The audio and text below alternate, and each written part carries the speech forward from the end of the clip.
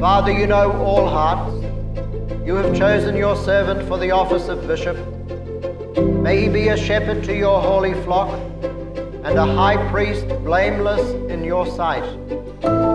Keep watch over the whole flock in which the Holy Spirit has appointed you to shepherd the Church of God.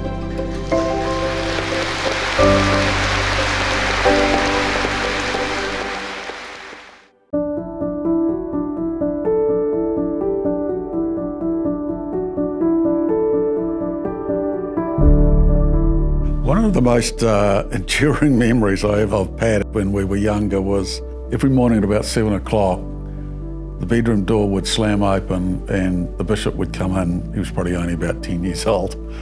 And he used to say two things: sweet corn or peanut butter. He used to make lunch for all of the family, but his repertoire used to only run to peanut butter or sweet corn sandwiches. He used to look after us so much that family joke used to be that Pat should have actually been our dad and Dad should have been the bishop. Worryingly, Dad used to agree with that. He was a very fine student. In fact, I would say the qualities you see in him today are the qualities he had then. They were very clear, like his welcoming smile was always something that he still has, his sense of humour, and his kindness and sensitivity towards people. I really thought when we were very young that he might have grown up to be a traffic cop.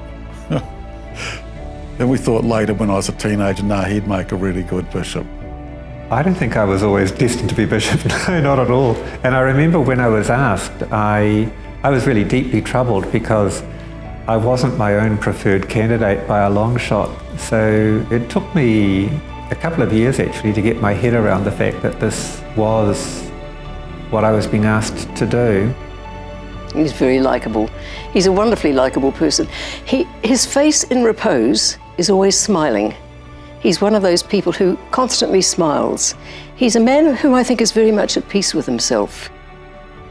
I'm grateful for the fact that he is so human, that he has a huge capacity for friendship and empathy and compassion.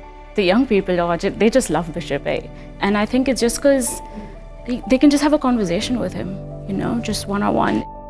They respect him, but it's also that accessibility that they can just talk to him about anything, and they know that. I've not seen it done so well as done by the bishop, where you can hear a pin drop, in a hall, in a community with 2,000 rangatahi in there, and they're just enthralled and they're all listening. They've either got their iPhones out taking photos and recording it, or they're just listening. And that's a real gift, if you like, to be able to capture our young and to keep them in your palm of your hand. In him, his kindness and always looking at the best in people is his strongest character trait. A priest whose heart is really for his people will always be welcomed and trusted, and people know that this person's genuine. And that's been my experience too, moving from parish to parish, just what a privilege it is to be a priest, that there's an openness on the part of people to confide in their priests and to trust them and to love them.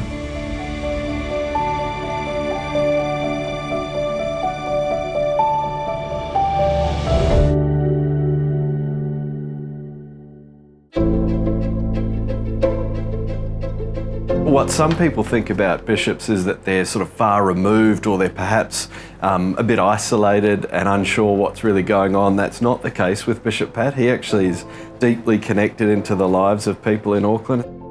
He has to sometimes make big and difficult decisions, but as the chief shepherd of the diocese, his first role is being a pastor to people.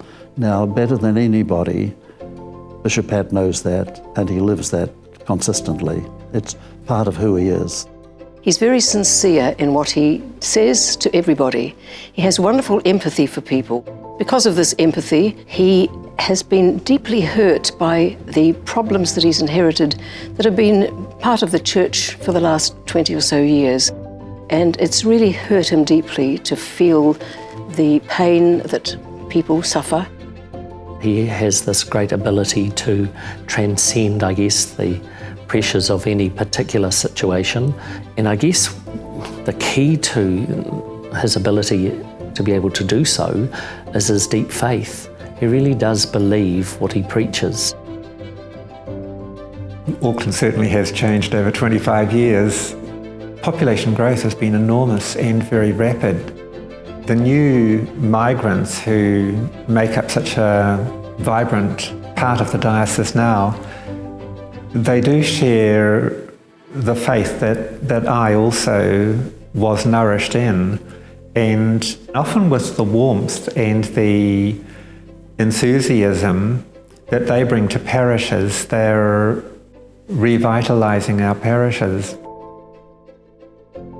It's extraordinary to think that anyone could do the level of service that he's given for such a long time, and I think people will look to that as an example and say that, despite everything that's happening in the world, it is possible to serve. It is possible to point your life in the direction of a higher purpose, and that's really what Bishop Pat's example's been for so many of us.